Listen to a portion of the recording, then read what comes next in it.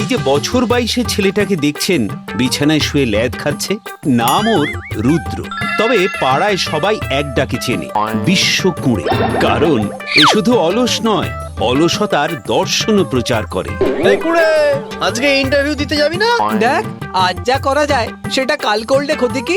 আর কাল যদি না আসে তাহলে তো বাঁচাই গেল, দিতেই হবে না ইন্টারভিউ। তুই যা ভাই, আমি একটু পিঠ ছাড়িয়ে নি।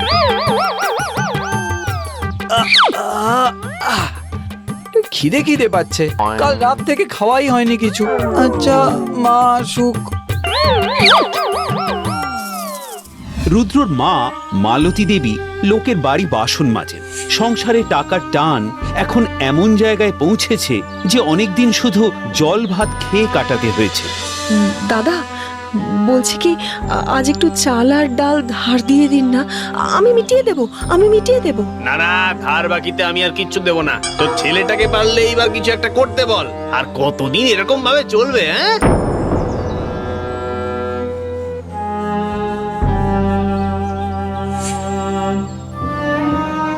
এই কিরে, শুনতে পাচ্ছিস না? হ্যাঁ, শুনতে পাচ্ছি। উত্তর দিলে তো ঘুমটা কেটে যাবে মা। ঘুম?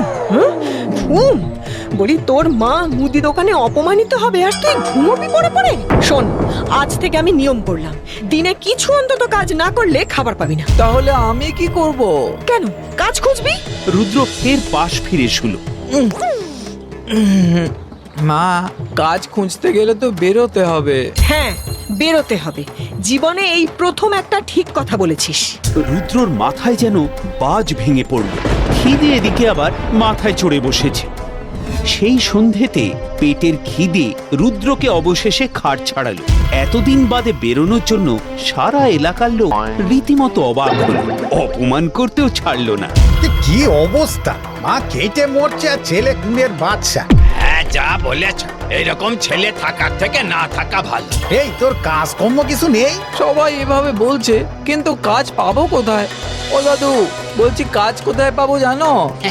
তুই যা তো কুড়ে, তোকে কে কাজে নেবে? হ্যাঁ, কাজ না করলেও সমস্যা, করতে চাইলেও সমস্যা, কি যে করি। এমন হাঁটতে হাঁটতে ওর চোখে পড়লো একটা বিশাল বড় পোস্টার। রুদ্র থমকে দাঁড়ালো। মহাযোগ প্রতিযোগিতা, 5 লক্ষ টাকা। একদিন একটু কষ্ট করে জিতলে বছর 5 আরাম। আর মাকেও কাজ করতে হবে না। আর সিদ্ধান্ত নিতে বেশি সময় লাগালো না রুদ্র যে কম্পিটিশনে নাম দেবে। কিন্তু যোগা শেখাবে কে? কি রে, তুই তো জাত কুড়ে রে, তুই আবার কম্পিটিশনে নামবি নাকি? হ্যাঁ, তাই ভাবছি, কিন্তু আমাকে যোগা শেখাবে কে? তোকে শেখানোর জন্য তো একজনই আছেন। কে?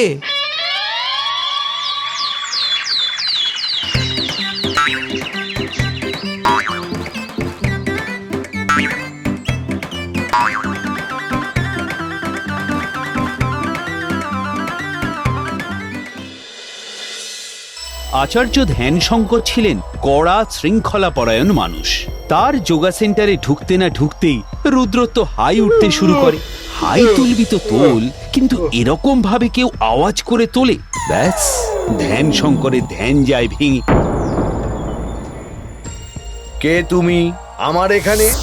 আগে আমি রুদ্র। আমি আসলে ওই যোগা কম্পিটিশনে নামতে চাই, ওই 5 লাখ টাকা জেতার জন্য। তুমি আগে কখনো যোগা করেছো? না, তা করিনি, তবে শুয়ে বসে অনেকক্ষণ থাকতে পারি। এটা আমার বিশেষ ক্ষমতা বলতে পারেন। ধ্যানশঙ্কর ভুরু কুঁচকালেন, বললেন, যোগ মানে শৃঙ্খলা, শরীর মন সব নিয়ন্ত্রণ। শরীর মন সবই আমার নিয়ন্ত্রণেই থাকে, নড়াচড়াই করতে দিই না। প্রশিক্ষণ তো শুরু হলো। প্রথম দিন তাড়াসন, সবাই সোজা হয়ে দাঁড়িয়েছে। রুদ্র দাঁড়ালো, কিন্তু মিনিট 2 পর দেওয়ালে ঠেস দিয়ে দাঁড়ালো। দেওয়াল ব্যবহার করা যাবে না, মেরুদণ্ড সোজা রেখে দাঁড়াও। হ্যাঁ হ্যাঁ স্যার, আমি আসলে দেখছিলাম দেওয়ালটা মজবুত কিনা। ধ্যানশঙ্কর প্রথম দিনেই বুঝে গেলেন এ ছাত্র সহজে বাগে আসবে না। পরের দিন দিলেন বৃক্ষাসন, এক পায়ে দাঁড়ানো। রুদ্র পা তুলতেই দুলে গেল। তারপর সোজা গিয়ে কোণের খুঁটির সঙ্গে হেলান দিল। ধ্যানশঙ্কর এবার রীতিমতো রেগে গেলেন। এভাবে হবে না, কতবার বলেছি না ঠিক করে দাঁড়াবে। না না স্যার, আমি খুঁটিটা ধরে দেখছিলাম কোন কাঠের। আবার চালাকি আর করছি তোমার কুঁড়েমি। কিন্তু যে এত বছরের কুঁড়ে, তার কি এই কদিনে যোগা করে কুঁড়েমি কাটে? রুদ্র সবাসনে অতুলনীয় হয়ে উঠল। অন্যরা যেখানে শুয়ে থেকে মনোযোগ ধরে রাখতে হিমশিম খায়, রুদ্র সেখানে প্রায় ঘুমিয়েই পড়ে। একদিন এরকমই এক সবাসনের দিন ধ্যানশঙ্কর তার কাছে এসে বললেন, ঘুমাচ্ছ? এই ছেলেটা, এই! রুদ্র চোখ বন্ধ রেখেই বলল, না স্যার, গভীর অন্তর্দৃষ্টিতে আমি কম্পিটিশনে কি কি যোগা করব সেইগুলো দেখছিলাম। গভীর সাধনা। ধ্যানশঙ্কর বুঝে গেলেন এ ছেলে কিছুতেই জিতবে না, আরো নাম ডুবিয়ে আসবে ধ্যানশঙ্করের ছাত্র হিসেবে। কম্পিটিশনের দিন কিছু একটা করতে হবে। কম্পিটিশনের দিন ঘনিয়ে এলো। ব্যানার, মিডিয়া, দর্শক সবাই প্রস্তুত, সব প্রস্তুত। রুদ্রর মা উপস্থিত। অংশগ্রহণকারীদের দেখে রুদ্রর একটু ভয় হলো। এবারে ডেকে নিচ্ছি আমাদের প্রথম প্রতিযোগী হাবিবগঞ্জ থেকে প্রবীর জোয়ারদার।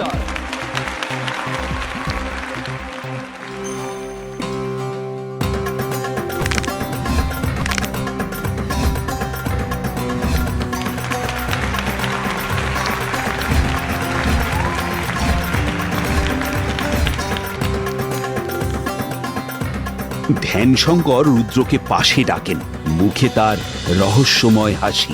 শোনো, তোমার মধ্যে বিশেষ সম্ভাবনা আছে কম্পিটিশন জেতা। সত্যি স্যার? হ্যাঁ, তবে যোগার আগে এই মধুটা শরীরে মেখে নাও। এ বাবা, গা চটচট করবে তো। শরীর নমনীয় হবে, শক্তি বাড়বে, জয় নিশ্চিত।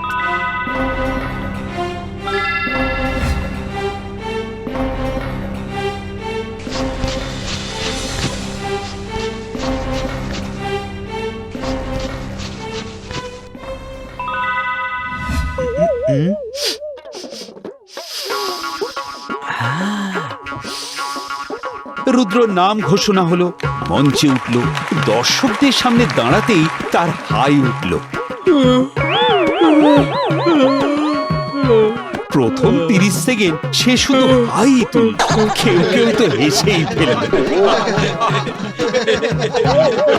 কিন্তু আচমকা রুদ্র বুঝতে পারল তার সারা শরীরে অদ্ভুত একটা চুলকানি শুরু হয়েছে। হবে নাই বা কেন?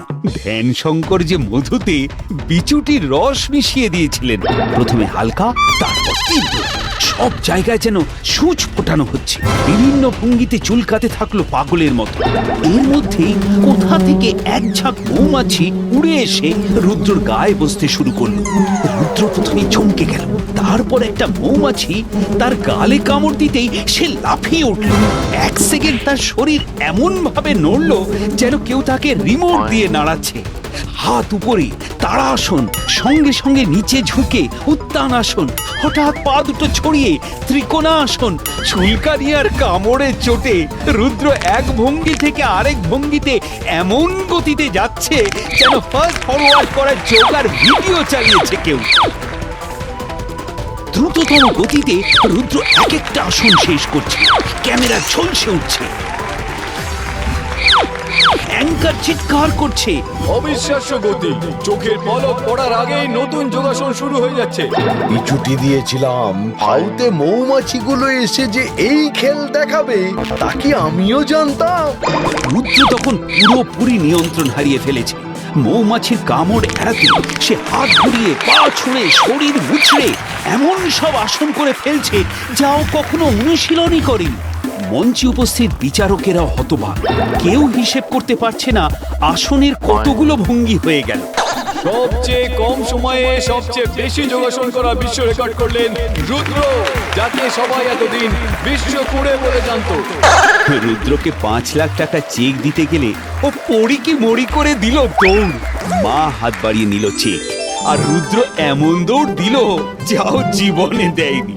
যতই হোক, সব আলস্য কাটিয়ে এলাকার বিশ্ব কুঁড়ে এখন বিশ্ব রেকর্ড করে ফেলেছে বলে কথা। দৌড়বে না আনন্দে, ধরি কষ্টে।